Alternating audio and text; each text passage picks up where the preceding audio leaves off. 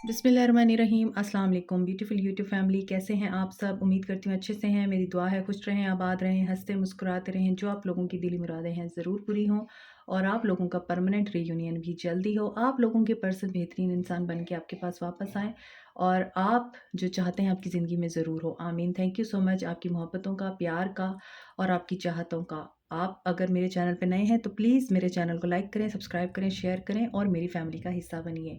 आज की reading demanding video है और मुझे कमेंट सेक्शन में कहा गया था, तो ये वीडियो है कि अगर आपके पर्सन ने आपको छोड़कर कहीं और शादी की है तो वहाँ पर वो किस तरह की लाइफ स्पेंड कर रहे हैं।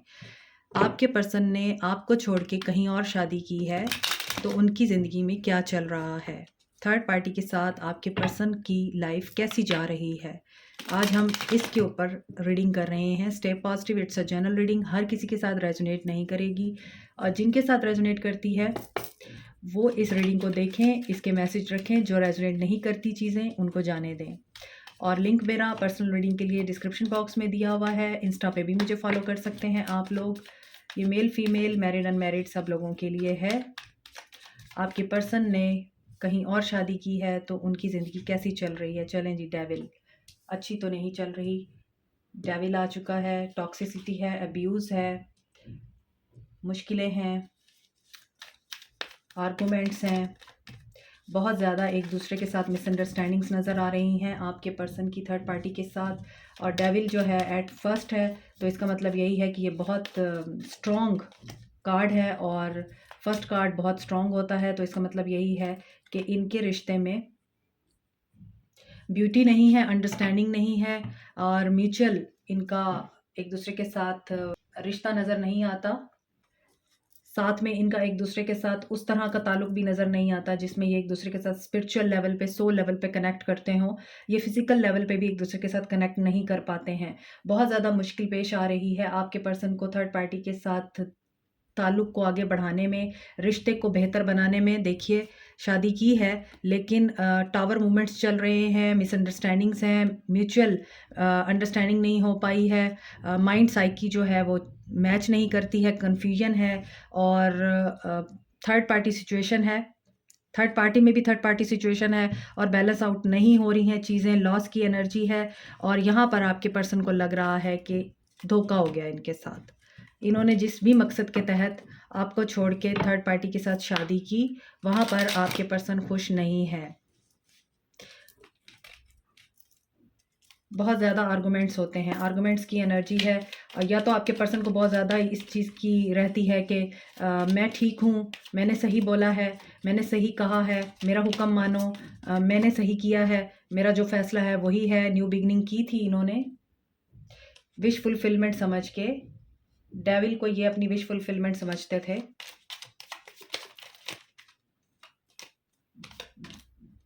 फाइव ऑफ कप्स की एनर्जी है मगर इनकी विश जो है वो विश फुलफिलमेंट होने की बजाय लॉस की एनर्जी में जा चुकी है। नाइन ऑफ सोर्ड्स, एंजाइटी है, डिप्रेशन है, कोई कार्ड भी पॉजिटिव नहीं है आज। बहुत ज़्यादा डिप्रेशन की एनर्जी चलें। टावर आ चुका है। तो यहाँ पर आपके पर्सन ने जिस मकसद के तहत भी शादी की, किंग ऑफ वॉन्ड्स, पैशनेट होके शादी की बहुत ज़्यादा, और आपके पर्सन काफ़ी स्टेबल पोजीशन पे हैं लगता है, लेकिन इस शादी में मिसट्रस्ट हैं, डाउट्स हैं, क्लैरिटी नहीं है, रिस्पेक्ट नहीं है एक दूसरे के लिए, एक दूसरे के लिए प्यार नहीं है, मोहब्बत नहीं है, कुछ भी नहीं है। जस्ट डाउट्स हैं और डाउट्स की वजह से शकूक व शुबहात हैं और उसकी वजह से गाली गलौच है, गुस्सा है और शक है यहाँ पे नज़र आ रहा है। कंट्रोलिंग नेचर नज़र आ रही है। बहुत कुछ है ऐसा जिसमें विक्ट्री मुझे दिखाई नहीं देती, सक्सेस मुझे दिखाई नहीं देती और दोनों में से कोई एक भी अपने गार्ड्स डाउन करने की एनर्जी में नहीं है। दोनों ही अपने आप को एक चीज़ समझते हैं, चाहे वो आपके पर्सन है, चाहे थर्ड पार्टी है। दोनों ही अपने गार्ड्स लेट डाउन नहीं करते, जिसकी वजह से इनके रिश्ते में खूबसूरती की बजाय दरार आती जा रही है और टावर मोमेंट आ चुका है। और अब आपके पर्सन ईगोइस्टिक हो चुके हैं इस थर्ड पार्टी के साथ। ना तो इमोशंस नज़र आ रहे हैं इस रिश्ते में, ना तो मुझे यहाँ पे पैशन नज़र आ रहा है, ना ही मुझे इस रिश्ते में कोई खूबसूरती, हैप्पीनेस और कंटेंटमेंट नज़र आ रही है। मुझे तो यहाँ पे डिससेटिस्फेक्शन नज़र आती है, लैक ऑफ बैलेंस नज़र आता है और आपके पर्सन की कुछ ऐसी हैबिट्स हैं जो शायद थर्ड पार्टी को पसंद नहीं है। तो आपके पर्सन थर्ड पार्टी के साथ मुझे नहीं लगता खुश हैं। इन शॉर्ट, ये कैप्रिकॉर्न हो सकते हैं, एक्वेरियस, लिब्रा, जेमिनी हो सकते हैं, लियो हो सकते हैं, एरीज, लियो, सैज हो सकते हैं, कैंसर, पाइसेस, स्कॉर्पियो हो सकते हैं एंड यस, यहाँ पे अर्थ साइन नहीं है। स्टेबिलिटी नज़र नहीं आती इस रिश्ते में। डेविल की एनर्जी क्यों है यहाँ, प्लीज़ गाइड। फूल। तो इस पर्सन ने अपने अंदर की बहुत सारी चीज़ें ख़त्म करके इस रिश्ते की शुरुआत की थी। लेप ऑफ फेथ लिया था इस शादी में। इस पर्सन ने ये सोचा था कि केयर फ्री हो के अगर मैं इस डिसीजन को ले लूँ और मैं ज़्यादा सोच विचार ना करूँ तो सब कुछ अच्छा होगा, क्योंकि डेस्टिनी मेरे हाथ में है। ये पर्सन ये समझता था मेरे पास चाहे रिसोर्सेज पूरे नहीं हैं, लो रिसोर्सेज हैं, लेकिन I am enough and I am content with my self. तो आपके पर्सन ये सोच के इस रिश्ते में कूदे थे, जैसा कि यहाँ पे नज़र आ रहा है। नाइट ऑफ सोर्स बहुत ही तेज़ी का कार्ड है। जंप किया था आपके पर्सन ने बिना सोचे समझे इस रिश्ते में, और इनको पता नहीं था ये वो कहते हैं ना शेर की कचार में हाथ डालना, ये वो कर रहे हैं। और वहाँ पर इनको ट्रांसफॉर्मेशन से गुजरना पड़ रहा है। बहुत ज़्यादा इनको टेंशन और लॉस की एनर्जी से गुजरना पड़ रहा है, सेटबैक से गुजरना पड़ रहा है, बहुत दर्द मिल रहा है इनको। और वो जो लड़की है या जो भी थर्ड पार्टी है वो क्वीन ऑफ वांड्स की एनर्जी रखती है, और वो जो क्वीन ऑफ वांड्स है वो अपने आप को बहुत ज़्यादा, मैंने आपको बताया, समझती है। इधर से आपके पर्सन अपने आप को समझते हैं, उधर से वो समझती है। दोनों ईगो में आते हैं, दोनों एक दूसरे को मिरर करते हैं, दोनों ट्विन फ्लेम जर्नी में हैं, दोनों एक दूसरे को, ये एक तरह से ट्रबल इन पैराडाइज वाली बात है। एक दूसरे के साथ रहना भी नहीं है, एक दूसरे को छोड़ना भी नहीं है। इनका वो हाल हुआ है एक दूसरे के साथ। और क्वीन ऑफ वांड्स जो है वो कहती है कि मैंने आज़ादी के साथ ज़िंदगी गुजारनी है, मुझे कंट्रोलिंग लोग पसंद नहीं है इस वजह से। और आपके पर्सन जो है वो कहते हैं मुझे फ्रीडम चाहिए और मुझे तुम्हारा क्वेश्चनिंग करना पसंद नहीं है, मुझे तुम्हारा बार बार मेरे मैटर्स में इंटरफेयर करना पसंद नहीं है। तो इनकी इस तरह से ईगो क्लैश होती है, और इस ईगो की वजह से ये दोनों लड़ते रहते हैं। स्ट्रेंथ, और इन दोनों ने कोशिश बहुत की है कि हैप्पी फैमिली क्रिएट हो जाए। इन्होंने कोशिश बहुत की है कि फैमिली का स्ट्रक्चर बिल्टअप हो जाए, मगर हुआ नहीं है इनसे। और ये क्यों है जजमेंट। दोनों में से कोई एक ऐसा पर्सन है जिसने अपनी लाइफ का लेसन सीखना है, या दोनों ने ही सीखना है। दोनों ही अपनी गलतियों को एक्सेप्ट नहीं करते, दोनों ही अपने लिए, दोनों ही एक दूसरे के लिए पेज ऑफ सोर्ड्स की एनर्जी में आ जाते हैं, तलवारें उठा लेते हैं, आर्गूमेंट्स में आ जाते हैं, अपने आप को सही साबित करने में लगे रहते हैं, और अपनी गलती को पकड़े जाने के बाद एक्सेप्ट करने के बजाय ऊपर से आते हैं, जिसकी वजह से इनके साथ जजमेंट हो रही है। इनकी न्यू बिगनिंग में भी जजमेंट हो रही है। इसका मतलब यह है डिवाइन इंटरवेंशन है। ये दोनों एक दूसरे से जुदा भी नहीं होंगे और एक दूसरे को छोड़ेंगे भी नहीं। आपके पर्सन ने जिसके साथ भी शादी की है, इसमें इनके लिए ज़िंदगी का बहुत बड़ा सबक छुपा हुआ है इस शादी में, और ये चाह के भी एक दूसरे से जुदा नहीं हो पाएंगे। इन्हें अपनी गलतियों में सुधार लाना होगा, अपनी गलतियों की जिम्मेदारी लेनी होगी, और अपने आप को ठीक करना होगा, करेक्ट करना होगा, क्योंकि ता क़यामत ये दोनों एक दूसरे के साथ ही रहेंगे। ये जुदा नहीं मुझे होते हुए नज़र आ रहे। लेट्स सी 9 ऑफ कप्स क्यों है, 10 ऑफ वांड्स। इनको लगता था विश है इनकी, और इनकी विश इनका सर का दर्द बन चुकी है, इनके लिए वबाले जान बन चुकी है। 5 ऑफ कप्स, 5 ऑफ कप्स को 8 ऑफ वांड्स ने क्लैरिफाई किया है और 6 ऑफ सोर्ड्स ने क्लैरिफाई किया है। तो ये इस एनर्जी से बाहर आना चाहते हैं।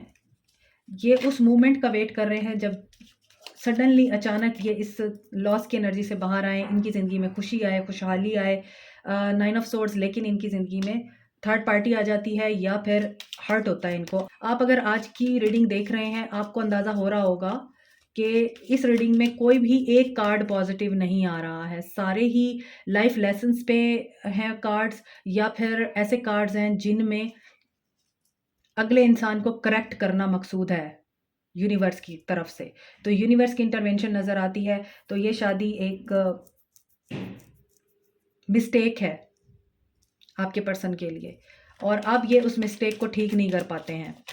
ये बहुत मुश्किल में हैं, सफरिंग में हैं, और सेपरेशन चाहते भी हैं लेकिन सेपरेशन हो नहीं सकती है। सी 6 ऑफ पेंटिकल्स, चीज़ें बैलेंस हो जाती हैं।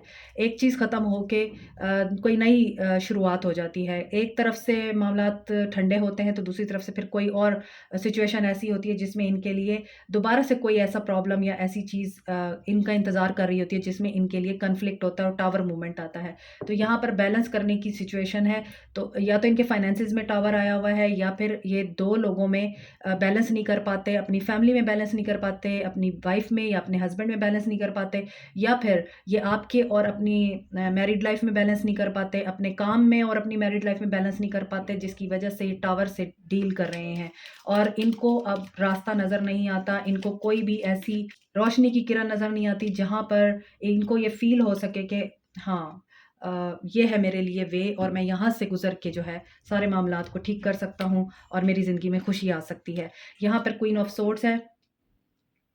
इनको या तो कोई ऐसी वुमन है इनकी लाइफ में जो डिक्टेट करती है, जो इनको बताती है, जो इनको इनकी लाइफ को कंट्रोल करती है। इनकी मदर हो सकती है, इनकी मदर इन लॉ हो सकती हैं और ये पर्सनैलिटी जो है ना इस पर्सन के माइंड को कंट्रोल करती है और इनको सिखाती है कि तुम्हें ये करना है, ये करना है, तुम्हें ये करना है, तुम्हें ये नहीं करना। तो थर्ड पार्टी के साथ आपके पर्सन किस एनर्जी में है आपको पता चल गया है। थर्ड पार्टी के साथ जहाँ पर आपके पर्सन ने आपको छोड़ के, आपको धोखा दे के शादी की है, वहाँ ये खुश नहीं है, मिसट्रस्ट हैं, गॉडेस ऑफ द मून। ठीक है, तो एनर्जीज देखते हैं अब आपके पर्सन की क्या है। आपके पर्सन ने आपको छोड़कर आपके साथ कमिटमेंट का वादा करके कहीं और शादी की, तो उनके साथ क्या हो रहा है। डोर टू स्पिरिट, इनको गाइडेंस मिल रही है और ये अल्लाह की तरफ से हो रहा है। डोर टू वैल्यू, इनके फाइनेंसेस,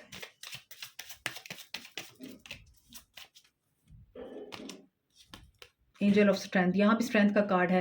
तो ये अपने फाइनेंसिस को स्टेबल करना चाहते हैं। इनके फाइनेंसिस भी स्टेबल नहीं हैं, इनको फाइनेंशियली भी बहुत ज़्यादा स्ट्रगल और एफर्ट का सामना करना पड़ रहा है और ये सब कुछ इसीलिए हो रहा है क्योंकि इन्होंने स्पिरिचुअल साइड पे आना है। इनको स्पिरिचुअलिटी की तरफ लाया जा रहा है। इनकी स्पिरिचुअल जर्नी या स्पिरिचुअल अवेकनिंग हो रही है। स्पिरिचुअल जर्नी स्टार्ट हो गई है या स्पिरिचुअल अवेकनिंग हो रही है। द थिंकिंग वुमेन, आप ये सोचते हैं कि इसकी ज़िंदगी में क्या चल रहा है, ये पैसे को एन्जॉय कर रहा है, ये अपनी ज़िंदगी में बहुत खुश है और इसने मुझे छोड़ के अपनी ज़िंदगी में नई दुनिया बना ली है, तो ये तो वहाँ पे बहुत खुशी से रह रहा है और मैं यहाँ पर तड़प रही हूँ या बिलक रही हूँ। और इनका 6 चक्रा भी ब्लॉक है, यहाँ पे 32, 31, 50 और 47 हो सकता है, इनकी एज हो सकती है या फिर ऐसा लगता है कि 7, 6,